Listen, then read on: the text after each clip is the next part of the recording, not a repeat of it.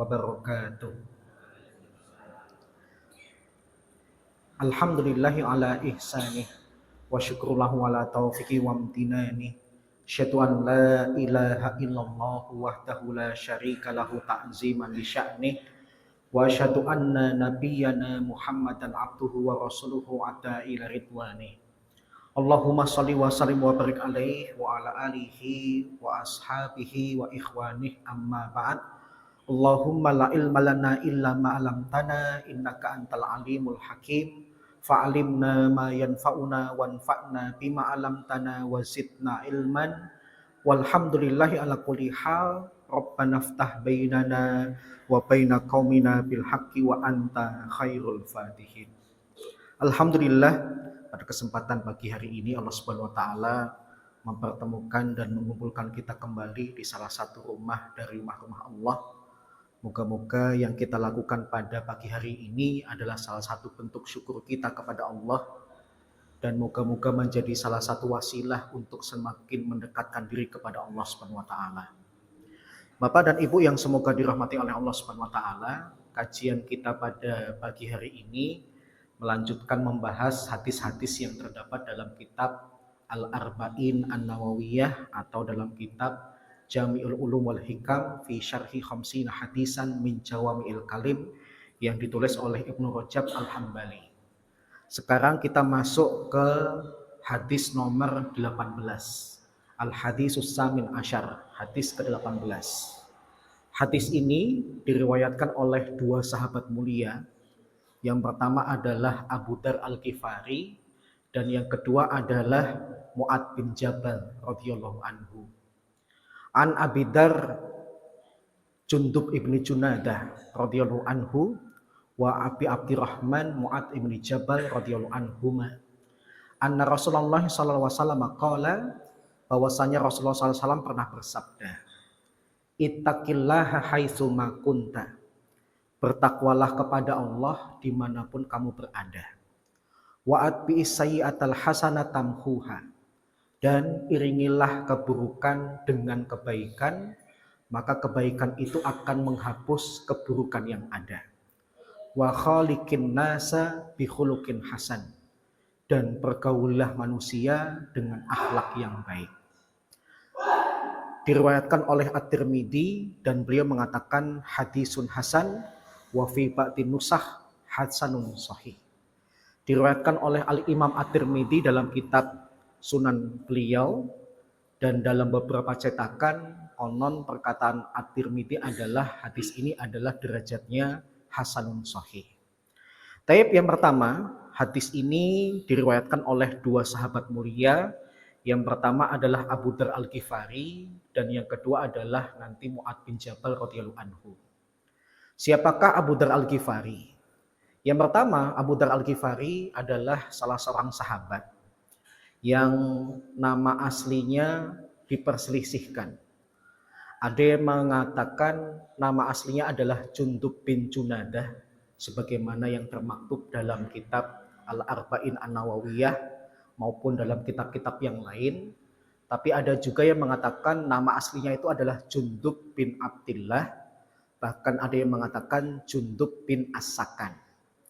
Dari tiga pendapat ini, konon yang lebih kuat adalah yang pertama. Nama aslinya adalah Jundub bin Junadah. Kemudian dilihat dari namanya, beliau berasal dari suku atau Bani Ghifar. Suku Ghifar itu adalah suku yang terletak antara Mekah dan Madinah. Yang profesi orang-orang di suku itu apa? Mohon maaf, perampok.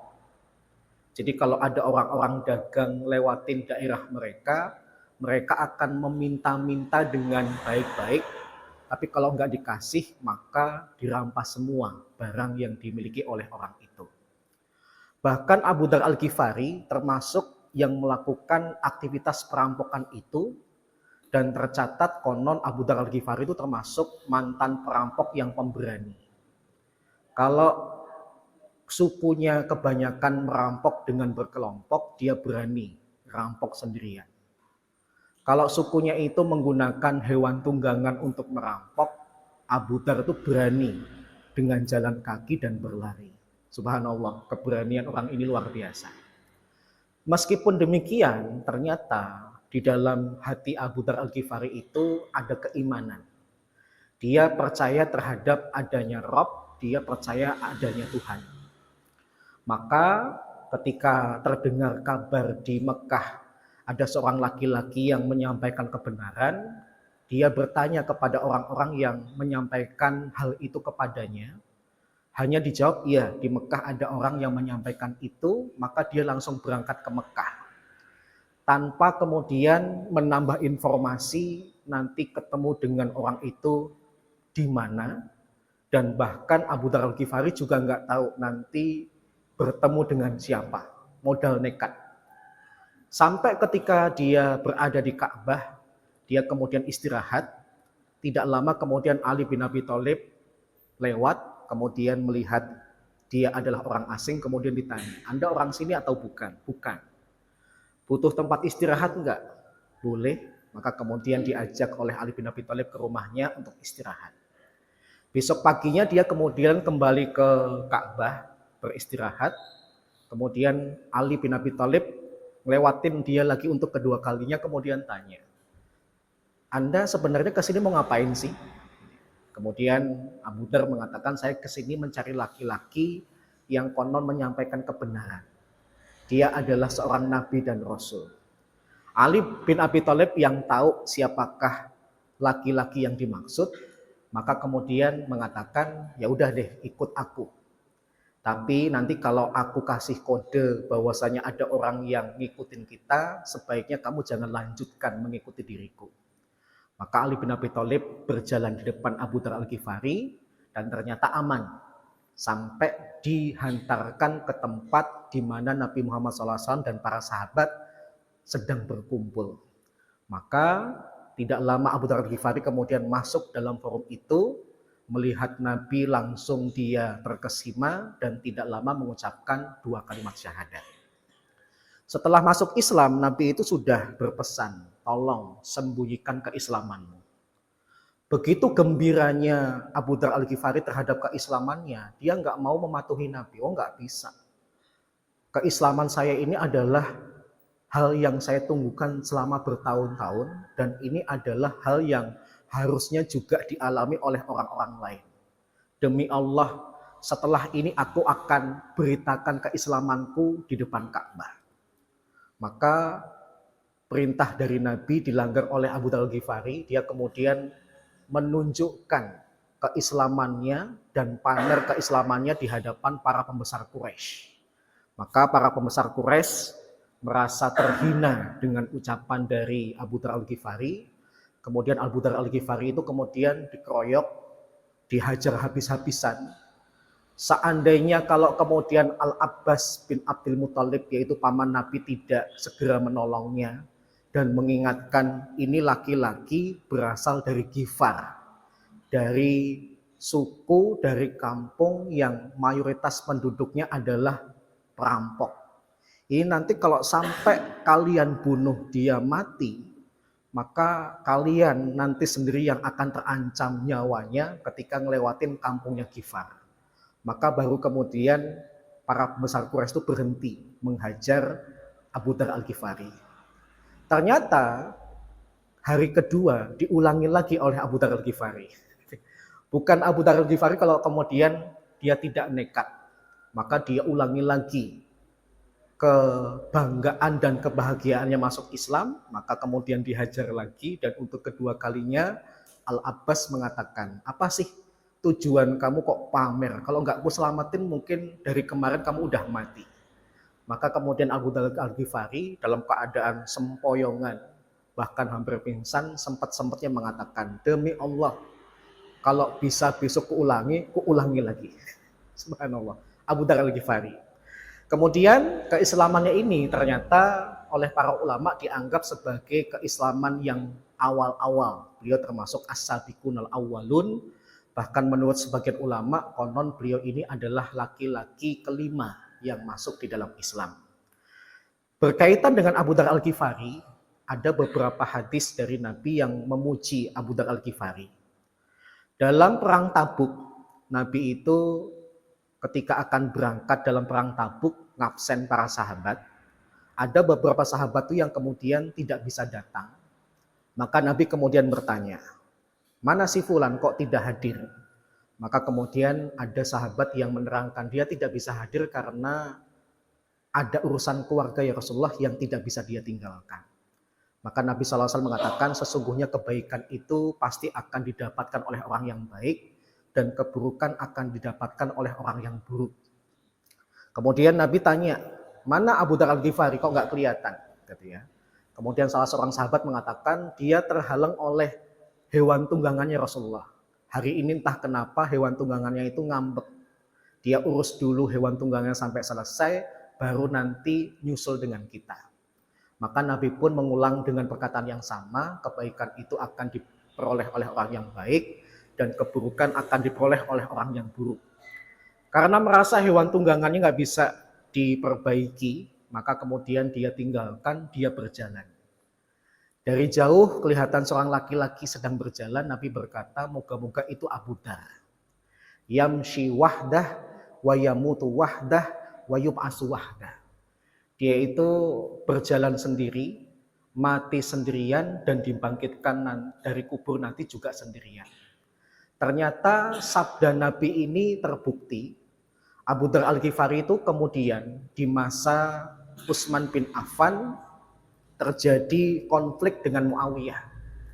Kaitannya dengan menafsirkan ayat walladzina yaknizuna dzahaba wal fiddah. Orang-orang yang menumpuk emas dan perak.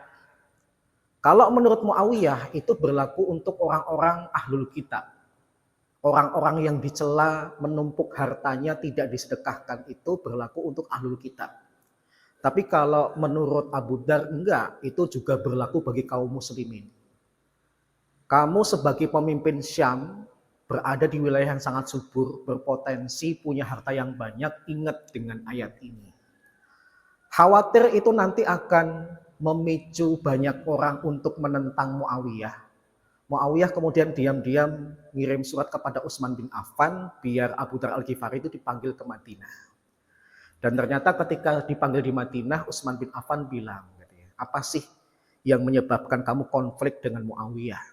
Kemudian diterangkan sabab-musababnya. Maka kemudian Utsman bin Affan melihat Abu Dzar Al-Ghifari ini susah dinasihati. Maka kemudian akhirnya Utsman bin Affan mengatakan, ya udah kamu nyingkir saja ke daerah namanya Robadah.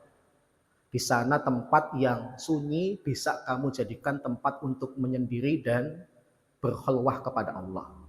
Maka kemudian Abu Dzar Al-Ghifari menuruti perkataan dari Utsman bin Affan dan dengan takdir Allah dia meninggal sendirian di Robadah dalam keadaan sedang berzikir, dalam riwayat yang lain sedang melantunkan Al-Quran. Maka benar sabda Nabi tadi yang diriwayatkan oleh Imam Al-Hakim, yamshi wahdah wa yamutu wahdah wa yub'asu wahdah. Dia itu berjalan sendiri, mati sendirian, dibangkitkan nanti juga sendirian. Subhanallah, seorang sahabat Nabi yang luar biasa. Yang kedua, riwayat hadis ini adalah sahabat mulia yang lain yang bernama Mu'adz bin Jabal Al-Ansari. Disebut dengan Al-Ansari karena memang dia berasal dari Bani Aus. Kita tahu bahwasanya penduduk Madinah yang asli itu dua suku, Bani Aus dan Bani Khazraj.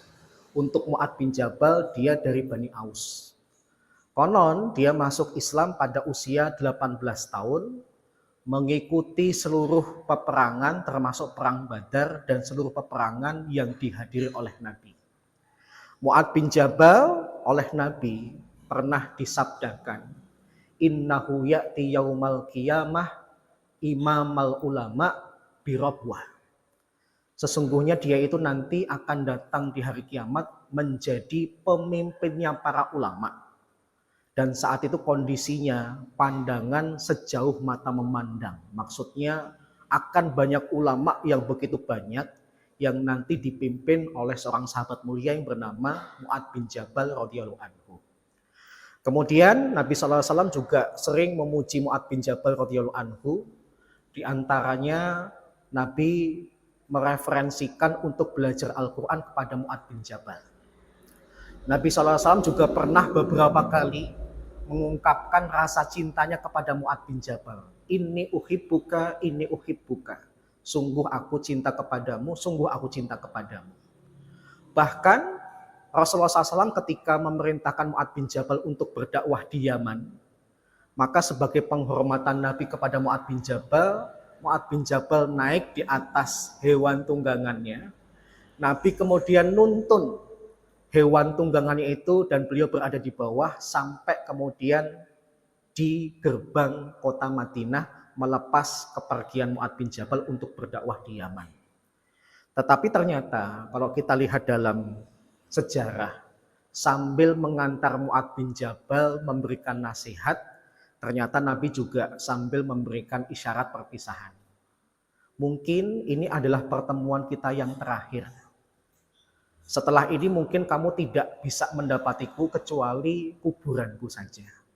Maka awalnya Mu'adz bin Jabal berangkat dengan semangat tanpa ada kendala apapun, tapi kemudian keberangkatan itu diiringi dengan kesedihan karena beliau khawatir kalau nanti beliau balik ke Madinah ternyata Nabi itu sudah wafat.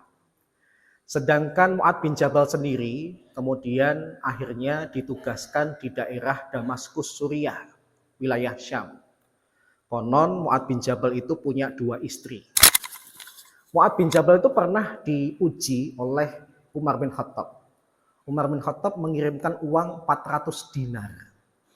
Kemudian Umar bin Khattab bilang kepada pesuruhnya, tolong berikan kepada Mu'adz bin Jabal, tapi amati, dia nanti gunakan untuk apa.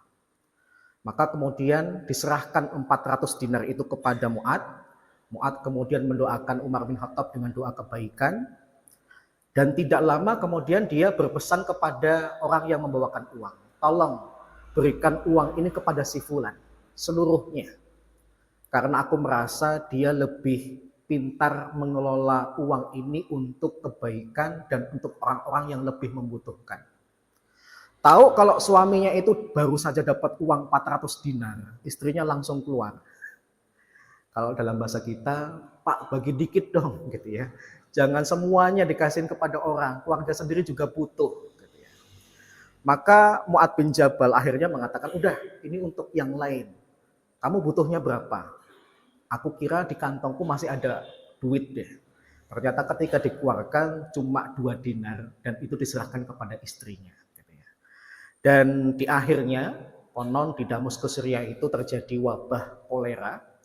Maka 2 istri Mu'adz bin Jabal meninggal duluan dan dua-duanya meninggal di waktu yang sama.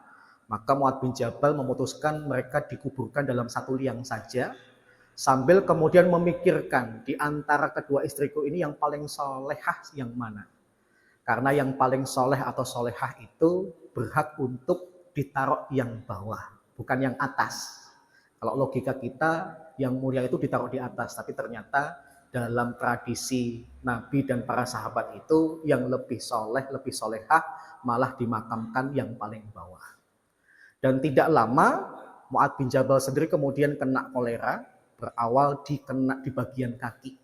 Kemudian menjalar dan dengan takdir Allah beliau kemudian meninggal gara-gara wabah itu dan dimakamkan di daerah Damaskus, Suriah. Itu sepenggal kisah tentang 2 sahabat Nabi yang menjadi periwayat hadis ini. Kemudian apa yang ingin Nabi sampaikan dalam sabda beliau ini? Yang pertama Nabi SAW bersabda, ittaqillaha haitsuma kunta wa atbi'i sayyi'atal hasanata tamhuha. Bertakwalah kepada Allah dimanapun kamu berada dan ikutilah keburukan dengan kebaikan karena kebaikan itu bisa menghapus keburukan yang ada. Yang pertama, Nabi SAW untuk kesekian kalinya mengingatkan kepada kita tentang pentingnya ketakwaan. Bahkan dalam hadis riwayat Muslim, Nabi itu mengisyaratkan tentang 2 hal yang penting untuk dijaga oleh umat Islam. Karena 2 hal itu yang kemudian bisa menyebabkan seorang muslim masuk ke dalam surga. Yang pertama diantaranya adalah ketakwaan. Yang kedua tidak bisa dipungkiri yaitu akhlak yang baik. Su'ila Rasulullah SAW an aksari ma yudkhilun nasa al jannata. Nabi itu ditanya tentang perkara terbesar yang menyebabkan orang itu dimasukkan ke dalam surga. Nabi kemudian mengatakan taqwallah wa husnul khuluq. Yang pertama, kamu itu bisa masuk surga dengan cara bertakwa kepada Allah. Yang kedua, dengan memiliki akhlak yang baik. Wasallallahu Rasulullah SAW an aksari ma yudkhilun nasa an-nar. Yang kedua, Nabi ditanya kalau yang menyebabkan surga yang paling dominan itu adalah takwa dan berakhlak baik. Kalau yang menyebabkan masuk neraka itu yang paling dominan apa sebabnya? Nabi kemudian juga memberikan dua jawaban, al-fam wal faraj. Yang menyebabkan manusia itu berpotensi besar masuk neraka gara-gara mulutnya dan kemaluannya. Maka hadis ini, hadis yang diriwayatkan oleh Imam Muslim, mempertegas hadis yang disampaikan oleh At-Tirmidzi yang berkaitan dengan ittaqillaha haitsu ma kunta. Kemudian timbul pertanyaan, apakah takwa itu? Takwa kalau dilihat dari segi katanya, dari kata waqoyaki, wikoyatan, ya artinya melindungi. Bisa juga dari kata ittaqo yattaqi itiqoan, mencari perlindungan. Orang Arab itu ketika ditanya kenapa sih kok pakai sandal, attaqi hidai, aku pakai sandal untuk melindungi kakiku. Kenapa sih kok rumahnya ada gentengnya? Yattaqi baiti, untuk sebagai pelindung rumahku. Kata yang digunakan yattaqi, berhubungan dengan ketakwaan. Sehingga ketakwaan itu dalam makna sederhananya adalah kita mencari pelindung yang bisa melindungi kita agar kita tidak terkena murkanya Allah. Kita mencari pelindung supaya kita itu tidak dimasukkan ke dalam nerakanya Allah, itulah takwa. Terus cara bisa mendapatkan ketakwaan bagaimana? Para ulama sepakat bahwasanya ketakwaan itu diperoleh dengan dua hal. Yang pertama adalah imtisalul awamir, yang kedua adalah ijtinabun nawahi. Yang pertama melaksanakan perintah-perintah Allah, dan yang kedua adalah meninggalkan apa-apa yang dilarang oleh Allah Subhanahu wa taala. Tidak cukup melaksanakan perintah tapi larangan masih dilanggar, atau kebalikannya mencukupkan diri dengan meninggalkan larangan tapi tidak melaksanakan perintah. Harus dua-duanya. Sering kan ada orang-orang yang tidak sholat, kemudian merasa ketika tidak sholat itu sudah menjadi hal yang bakal menjadi modal bagi dirinya untuk dimasukkan ke dalam surganya Allah. Saya nggak sholat, tapi saya perilakunya baik kepada tetangga-tetangga saya. Maka yang seperti ini salah, karena takwa itu tidak cukup dengan meninggalkan larangan, tapi juga harus melaksanakan perintah. Kalau bapak dan ibu sholat saja, tapi ternyata larangan Allah masih juga dilanggar, itu juga belum bertakwa. Rajin sholat, tapi juga rajin menyakiti hati tetangga. Ya sama saja, itu belum bertakwa. Harus dua, perintah dilaksanakan, larangan kemudian dijauhi. Kemudian yang kedua, takwa dalam makna haitsu ma kunta, dimanapun kamu berada itu cakupannya apa? Para ulama mengatakan cakupannya 3. Kondisi, tempat, waktu. Yang pertama, bertakwalah kepada Allah dimanapun kamu berada itu maknanya kondisi. Entah kamu sedang sedih, susah, senang, bahagia, marah, kamu harus tetap bertakwa. Makanya dulu ketika kita membahas hadis tentang larangan marah, Nabi itu tetap menyisipkan etika dalam marah, yaitu apa? Jangan mudah marah atau jangan berlebihan dalam marah. Yang kedua, haitsu ma kunta itu maknanya adalah bertakwalah kepada Allah sepanjang waktu. Siang, malam, ketika masih muda, ketika sudah tua dan sebagainya harus bertakwa. Kemudian yang ketiga yaitu berkaitan dengan tempat. Ketika kita sedang sendirian atau ketika beramai-ramai, maka ketakwaan itu harus tetap ada. Karena ada model orang, takwa itu ketika dilihat oleh orang pas rame-rame. Tapi kalau kemudian sendirian, dia tidak bertakwa. tidak ada semangat untuk beribadah, maka seperti ini belum bisa dikatakan ittaqillah haitsu makunta. Kemudian yang selanjutnya wa'at bi sayyi'atal hasanata tamhuha. Dan ikutilah keburukan itu dengan kebaikan, karena kebaikan itu bisa menghapus keburukan yang ada. Para ulama terjadi khilaf. Apakah ketika kebaikan itu dilakukan, maka dosa besar dan dosa kecil bisa terhapus? Kalau kaitannya dengan dosa besar, para ulama sepakat yang bisa menghapus dosa besar itu cuma satu, taubat. Yang diperselisihkan apakah sabda Nabi yang dimaksud dengan al-hasanah itu adalah amal soleh biasa. Apakah misalnya dengan bersedekah, dosa besar kita itu kemudian bisa terhapus dengan sedekah itu, para ulama beda pendapat. Tetapi saya lebih memilih pendapat kalau kaitannya dengan dosa besar, bertaubatlah. Tapi kalau kaitannya dengan dosa kecil, maka bisa terhapus dengan amal soleh. Kenapa? Karena Allah Subhanahu wa taala ketika berbicara tentang masalah taubat, Allah Subhanahu wa taala mengatakan waman lam yatub faulaika humuz zalimun. Barang siapa yang belum atau tidak bertobat, maka merekalah orang-orang yang zalim. Menunjukkan kalau pingin dihapuskan dosa besarnya, bertobatlah. Kemudian yang selanjutnya sabda Nabi ketika Nabi SAW mengatakan wa khaliqin nasa bi khuluqin hasan. Dan pergaulilah manusia dengan akhlak yang baik. Para ulama diantaranya Ibnu Rajab Al-Hambali dalam kitab Jami'ul Ulum wal Hikam ini mengatakan sabda Nabi ini menunjukkan akhlak itu adalah bagian dari ketakwaan. Meskipun redaksinya seakan-akan terpisah antara takwa dengan akhlak yang baik, tapi sebenarnya akhlak yang baik itu bagian dari ketakwaan. Disebut secara terpisah untuk menunjukkan pentingnya berakhlak baik dalam ketakwaan. Beliau kemudian mengatakan, karena seringkali ada orang yang bertakwa kepada Allah hanya kaitannya dengan Allah saja dan meremehkan hubungan dengan sesama. Jadi ada orang merasa dirinya itu sudah baik kalau rajin sholat. Tapi tidak mengukur apakah dia juga sudah baik dengan sesamanya. Maka yang seperti ini menurut Ibnu Rajab Al-Hambali salah, karena sabda Nabi ini menunjukkan antara akhlak yang baik dengan ketakwaan itu satu paket. Kemudian Nabi SAW juga pernah mengisyaratkan di antara tanda kesempurnaan iman seseorang itu adalah akhlaknya. Ketika Nabi SAW mengatakan akmalul mu'minina imanan ahsanuhum khuluqa. Mukmin yang paling sempurna imannya itu adalah yang paling baik dari segi akhlaknya. Maka kemudian para ulama memberikan penjelasan singkat apa sih indikator kalau seseorang itu sudah memiliki akhlak yang baik.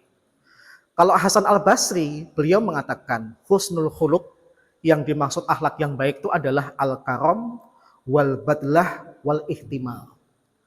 Seseorang itu dikatakan akhlaknya baik, menurut Hasan Al-Basri itu minimal 3. Pertama ramah, yang kedua dermawan, yang ketiga bisa nahan marah. Sedangkan Asy-Sya'bi rahimahullah ta'ala itu punya gambaran tersendiri tentang seseorang itu dikatakan berakhlak baik. Yaitu apa? Al-badlah, wal-atiyah, wal-bishrul hasan. Seseorang itu akhlaknya baik, indikatornya 3. Pertama dermawan, yang kedua suka memberi, dan yang ketiga memberikan kabar gembira. Kemudian Abdullah bin Mubarak, beliau mendefinisikan huwa bastul wajhi, wajah yang ceria. Wabadul ma'ruf, mencurahkan diri atau melakukan hal-hal yang sifatnya baik. Wakaful ada, dan menyingkirkan gangguan. Dan terakhir yang disampaikan oleh Ahmad bin Hambal rahimahullah ta'ala. Beliau memberikan contoh akhlak yang baik itu apa? Husnul khuluq an la tahdab wa la tahtad. Engkau tidak marah dan bisa menahan marah. Itu akhlak baik menurut Imam Ahmad bin Hambal. Sehingga kalau kita kumpulkan definisi singkat atau contoh singkat yang disampaikan oleh beberapa ulama ini, akhlak yang baik itu adalah hal-hal yang sebenarnya sudah lazim kita temui, sudah lazim kita lakukan, tetapi tidak mudah untuk bagi orang beriman untuk melakukannya di dalam setiap kondisi. Karena orang beriman itu baik beriman maupun tidak diuji oleh Allah, maka akhlak seseorang itu terlihat kalau menurut Imam Ahmad bin Hambal tatkala dia marah. Bapak Ibu tahu saya itu punya akhlak yang baik atau tidak dengan cara melihat ketika saya marah itu bagaimana. Kalau Nabi adalah orang yang kalau marah itu diam. Maka terlihat betapa indahnya Nabi tatkala marah.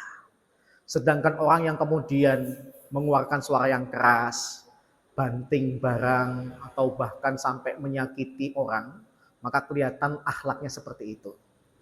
Orang bisa menyembunyikan dirinya, tapi kalau sudah kaitannya dengan kemarahan, nah sifat aslinya seperti itu. Bahkan saya dulu pernah cerita pengalaman ibu saya. Ibu saya itu dulu dilamar oleh 2 laki-laki, salah satunya bapak saya. Yang pertama lebih cakep dan lebih kaya kata ibu saya. Tapi ibu tuh pengen tahu akhlak laki-laki ini bagaimana. Ibu kemudian nyubit dia. Ternyata dibales Pak. Ibu saya nyubit dia kemudian balas ibu saya dengan nyubit. Maka ibu langsung ngusir dia dari rumah. Gitu ya. Nggak usah ada harapan pengen aku jadi istrimu. Gitu ya. Kelihatan akhlakmu. Baru dicubit sama istri saja, dicubit oleh aku saja sekarang udah balas. Sedangkan bapak saya sama diuji oleh ibu saya, dicubit. Sama bapak saya itu kemudian tangannya diserahin semua. Udah sepuas kamu mau nyubit aku gimana. Nah itulah sebab kenapa ibu saya menikahi bapak saya. Jadi kelihatan sikapnya ketika marah. Dan ibu saya juga cerita ketika saya tanya kepada ibu saya, gitu ya. Bapak tuh kalau marah gimana sih? Diem, gitu ya. Diem. Gitu ya. Jadi bapakmu tipikal bukan orang yang suka ngomong dan sebagainya, tapi diem. Nah, kalau bapakmu diem, itu tandanya satu di antara 2. Pertama bapakmu marah atau yang kedua bapakmu sakit. Bapak ternyata kalau sakit tuh nggak kayak sebagian orang ya, gereng sebagainya gitu ya. Tapi kemudian bapak saya itu alhamdulillah ketika sakit pun diam. Gitu ya. Saking diamnya meninggal nggak ada yang tahu Pak. Gitu ya. Demikian yang bisa saya sampaikan. Kesimpulannya 3 dan berkaitan dengan apa yang sudah saya sampaikan. Takwa itu identik dengan melaksanakan perintah dan menjauhi larangan. Yang kedua, jangan remehkan amal kebaikan karena bisa menghapus dosa, bisa menghapus keburukan. Dan yang ketiga, jangankan untuk berakhlak baik terhadap sesama, karena Nabi SAW itu pernah bersabda, ma'asqalu fil mizan min husnil khuluq. Tidak ada yang lebih berat di timbangan Allah nanti dibandingkan akhlak yang baik. Bisa jadi sholat kita nanti timbangannya ringan. Bisa jadi sedekah kita nanti timbangannya ringan. Tapi jangan sampai akhlak kita tidak menjadi pemberat timbangan itu. Kenapa? Karena ternyata di antara hal dan amal baik yang kemudian memberatkan timbangan seseorang nanti di akhirat adalah akhlak yang baik. Bapak Ibu biasakan ketemu dengan orang lain pasang wajah ceria. Jangan punya perasaan buruk terhadap orang-orang yang nyapa bapak dan ibu. Kalau bapak dan ibu pasang tampang angkuh, itu bukan tanda dari seorang yang beriman, tapi itu tanda preman. Saya mencoba bertanya kepada beberapa murid saya yang terkesan angkuh. Harusnya kan yang muda nyapa yang tua, murid nyapa guru. Tapi saya mendapati generasi sekarang itu banyak anak-anak yang terkesan angkuh. Ketemu orang buang muka, ketemu orang tidak mau menyapa. Saya kemudian tanya, kenapa sih kok kalian susah untuk memberikan sapaan kepada orang? Mereka kemudian ngomong, kalau nyapa dulu terkesan jirih. Waliyadzubillah. Mereka punya pemikiran nyeleneh. Orang tuh kalau ramah disangka sebagai pengecut. Nah supaya dianggap pemberani, menurut anak-anak muda zaman sekarang itu apa? Pasang tampang angkuh, cool dan sebagainya. Waliyadzubillah. Tentu saja hal seperti ini tidak sesuai dengan ajaran Islam. Justru kalau kita melihat apa yang sering menjadikan para sahabat bahkan musuh-musuh Nabi kagum terhadap Nabi karena wajah ceria beliau. Bahkan Nabi SAW juga pernah bersabda, la tahkironna minal ma'rufi syai'an walau antal qor akhoka biwajhin talqin. Jangan remehkan perbuatan ma'ruf sekecil apapun meskipun hanya dengan pasang wajah ceria ketika bertemu dengan saudaramu. Kenapa? Akhlak yang baik bisa menjadi pemberat timbangan kita kelak. Demikian, moga-moga bermanfaat, kurang lebihnya mohon maaf. Mungkin sisa waktu apabila ada pertanyaan, saya persilahkan.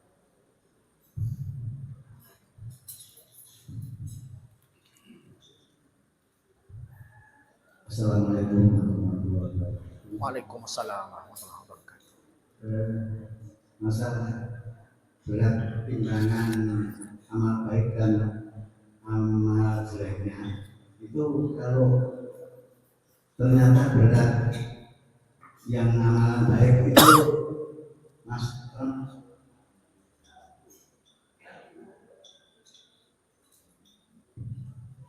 masuk neraka, tapi ada pengertian, yang pernah baca itu adalah orang itu bisa masuk walaupun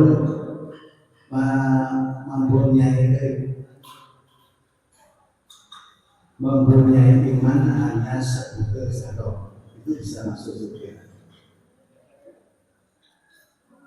Yang kedua, Pak, ada doa yang anggap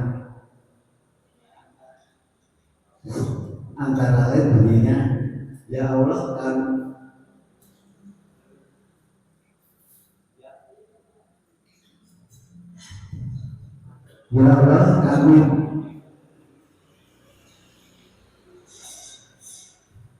yang satunya, Pak.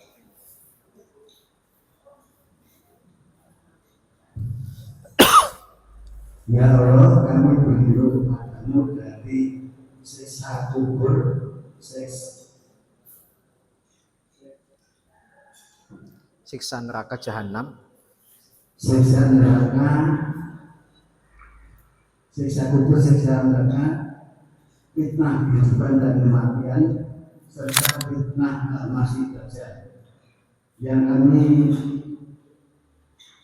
memperkenalkan adalah fitnah kehidupan dan kematian serta fitnah al-masih dajjal. Mohon dijelaskan. Assalamualaikum warahmatullahi wabarakatuh. Waalaikumsalam warahmatullahi wabarakatuh. Yang pertama kaitannya dengan timbangan. Allah Subhanahu wa taala menjadikan salah satu kejadian di akhirat nanti adalah yang disebut dengan Yaumul Mizan.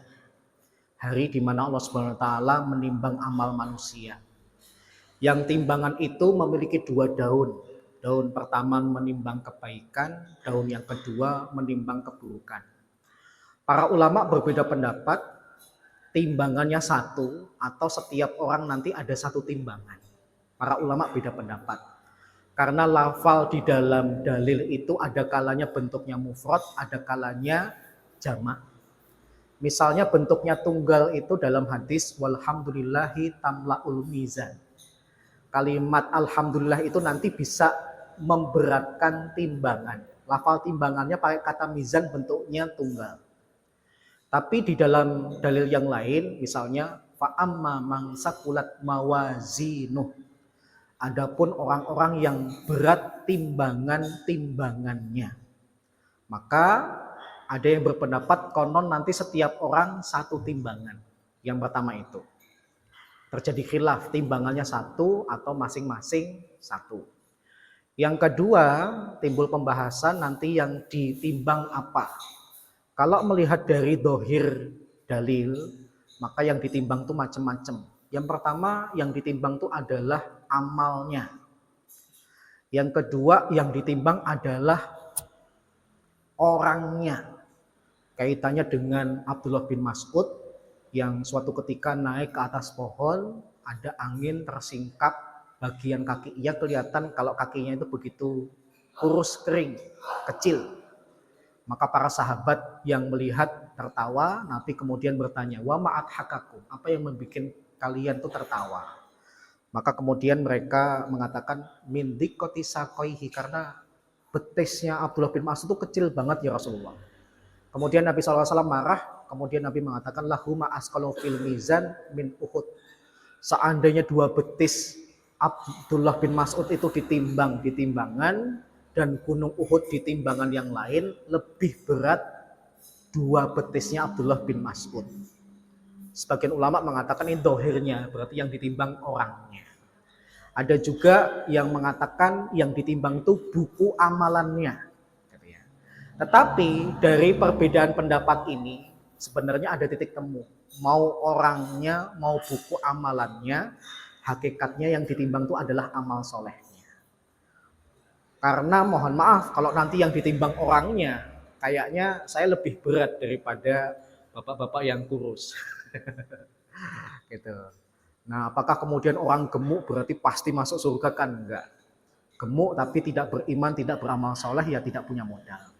Nah, kemudian inti pertanyaan, apakah yang dimaksud dengan timbangan itu yang berat dalam satu riwayat dia langsung masuk surga, tapi di riwayat yang lain punya iman cuma sebesar darah saja masuk surga. Yang pertama, kaitannya dengan berat dan ringan, itu menunjukkan dia nanti masuk surganya cepat atau lambat. Kalau kaitannya dia nanti timbangan kebaikannya jelek lebih berat dibandingkan keburukannya, maka dia cepat masuk surganya.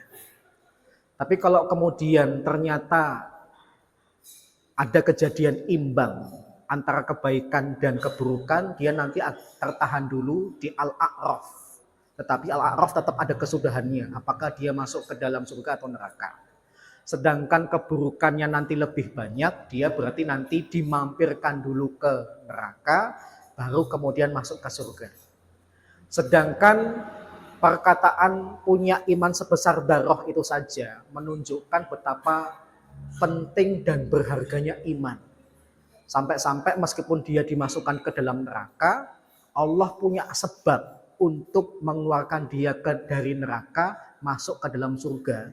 Bukan kaitannya dengan amalnya lagi, tapi karena pentingnya iman. Jadi kalau yang pertama kaitannya dengan cepet-cepetan masuk surga, yang kedua karena kasih sayangnya Allah kepada orang beriman, amal solehnya tidak dilihat, yang penting dia punya iman meskipun cuma sebesar darah, maka itu jadi sebab Allah Subhanahu wa taala mengeluarkan dia dari neraka, dimasukkan ke dalam surga. Kemudian yang kedua, apa tadi, Pak?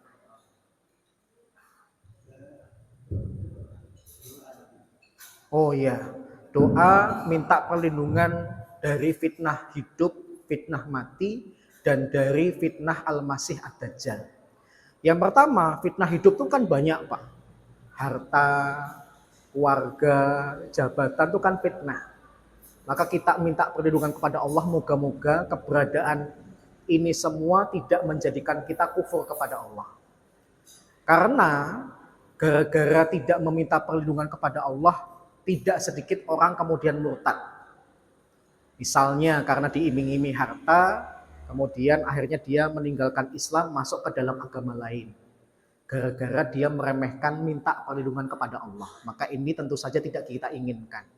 Maka kita minta supaya Allah melindungi kita dalam kehidupan ini dari hal-hal yang bisa membuat kita kufur, bahkan murtad. Yang kedua, fitnah ketika dikubur, yaitu supaya dimudahkan ketika malaikat dikubur itu memberikan pertanyaan. Dan minta supaya kita itu diberikan nikmat kubur, bukan siksa kubur. Kalau siksa kuburnya dilafal sebelumnya, tapi kalau meminta perlindungan dari fitnah kubur itu maksudnya untuk diberikan nikmat dalam kubur. Sedangkan fitnah Al-Masih Ad-Dajjal itu adalah fitnah salah satu tanda hari kiamat, yaitu munculnya Dajjal. Dajjal itu manusia, tapi kemudian Allah berikan kepada dia sejumlah kekuatan, sejumlah kemampuan untuk memberikan fitnah kepada manusia, untuk menunjukkan siapa yang benar-benar beriman, siapa yang tidak. Jadi dia bisa sakti, bisa kuat, bisa melakukan hal-hal yang di luar nalar dan luar biasa itu karena Allah memang berkehendak demikian dalam rangka menguji iman manusia. Dan konon iman manusia di dunia itu ujian terberatnya adalah Dajjal. Diberikan gelar dengan Al-Masih karena Al-Masih itu dari kata masaha, mengusap. Maksudnya dia itu nanti akan melakukan perjalanan di atas permukaan bumi, keliling bumi nanti Pak. Termasuk nanti ke Gawana, sebagainya gitu ya. Dilewatin tuh Dajjal, gitu ya.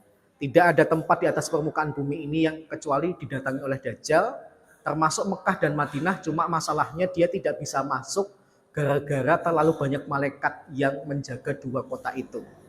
Setiap kali Dajjal pengen masuk ke dua kota itu, dia digada, dipukul sama malaikat untuk keluar. Meskipun ada riwayat yang mengatakan ketika memang nanti akan hancur bumi ini beneran, konon Dajjal itu sempat berhasil mengambil beberapa bongkah bata dari Ka'bah. Tapi riwayat ini dilemahkan oleh banyak para ulama. Wallahu a'lam. Jadi fitnah Dajjal itu fitnah terbesar bagi manusia karena kaitannya dengan keimanan. Bahkan Nabi sendiri mengatakan, seandainya Dajjal itu muncul dan aku masih hidup, biar aku yang menghadapi. Ya aku khawatirkan kalau dia nanti muncul dan aku sudah meninggal. Maka kalau terdengar kabar di tempat kalian Dajjal akan hadir, larilah.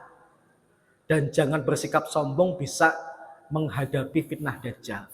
Karena Dajjal itu nanti bawa perkara-perkara yang menipu. Menurut kita baik tapi ternyata itu buruk. Menurut kita buruk malah itu sebenarnya kebaikan bagi kita. Bahkan Nabi dalam hadis yang panjang menyebutkan ada seorang pemuda sombong nantang Dajjal.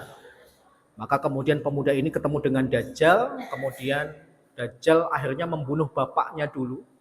Si pemuda ini sedih, kemudian Dajjal bilang, kalau kamu sedih aku bisa memunculkan kebahagiaan. Dengan cara apa? Kuhidupkan lagi bapakmu. Jadi Dajjal nanti juga bisa menghidupkan orang mati. Dajjal itu disebut fitnah terbesar karena nanti orang banyak mengira dia itu sebagai Tuhan.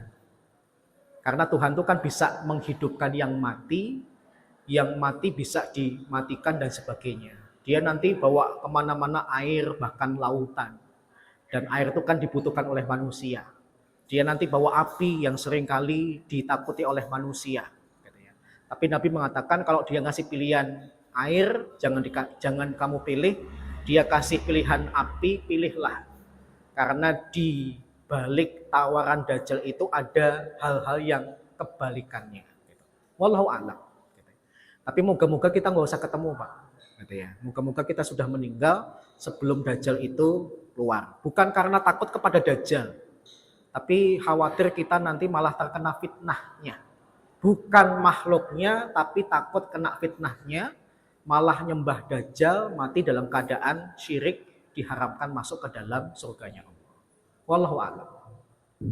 Jadi yang dimaksud fitnah itu bagaimana? Fitnah itu ujian atau cobaan. Gitu ya. Fitnah itu jangan selalu dimaknai nuduh, gitu ya. Makanya mohon maaf, banyak teman-teman tuh yang salah ketika memaknai perkataan Allah, wal fitnatu asyaddu minal qatl. Fitnah itu lebih keji daripada pembunuhan. Fitnah yang dimaksud dalam ayat itu bukan kaitannya dengan nuduh tanpa bukti. Nuduh tanpa bukti itu bahasa kita. Tapi kalau fitnah dalam bahasa Arab, fatana itu artinya ujian. Gitu ya. Ujian yang datang dari Allah itu lebih dahsyat daripada pembunuhan. Nah, itu yang dimaksud di dalam ayat itu, bukan maknanya dituduh dan sebagainya. Ketika Bapak difitnah, dituduh, kemudian baca ayat itu nggak pas. Memang kalimatnya sama-sama dengan fitnah, tapi fitnah yang satu dalam bahasa Arab punya pengertian tersendiri, sedangkan fitnah dalam bahasa Indonesia itu punya pengertian tersendiri. Jadi jangan dipahami dengan bahasa Indonesia dituduh tanpa bukti. Gitu ya. Fitnah itu artinya ujian, cobaan. Wallahu a'lam.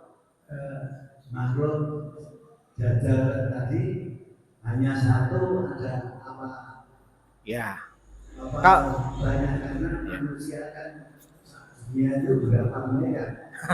Itu pengertian yang awam. Ya. Kalau Dajjal yang dimaksud oleh Nabi itu hakikatnya cuma satu. Tapi sebelum nanti Dajjal yang asli keluar, kata Nabi akan muncul 30 Dajjal. Maknanya akan ada orang-orang yang hampir kemampuannya kayak Dajjal beneran. Nipu orang. Maka orang tuh kalau kemudian tipuannya tingkat tinggi, hati-hati. Dia bukan nanti cuma bisa disebut sebagai pendusta pembohong. Dia nanti bisa berpotensi dikatain orang Dajjal. Nipu kok sampai senegara, hati-hati Pak. Paham ya? Bukan cuma bisa digelari penipu atau pembohong, bisa digelari sebagai Dajjal. Ya kalau dalam pandangan saya sih, si dia belum bisa dikatakan Dajjal. Karena motifnya adalah politik. Tapi kalau kaitannya sudah kaitannya dengan agama, nah itu yang dimaksud dengan Dajjal beneran. Wallahu a'lam. Dalam hadis nanti ada utusan-utusannya dulu, baru nanti pentolannya keluar belakangan. Wallahu a'lam. Sampun? Iya. Demikian yang bisa saya sampaikan, kurang lebihnya mohon maaf. Mari kita tutup bersama dengan doa kafaratul majelis dan hamdalah. Subhanakallahumma wa bihamdika asyhadu an la ilaha illa anta astaghfiruka wa atubu ilaika. Assalamualaikum warahmatullahi wabarakatuh.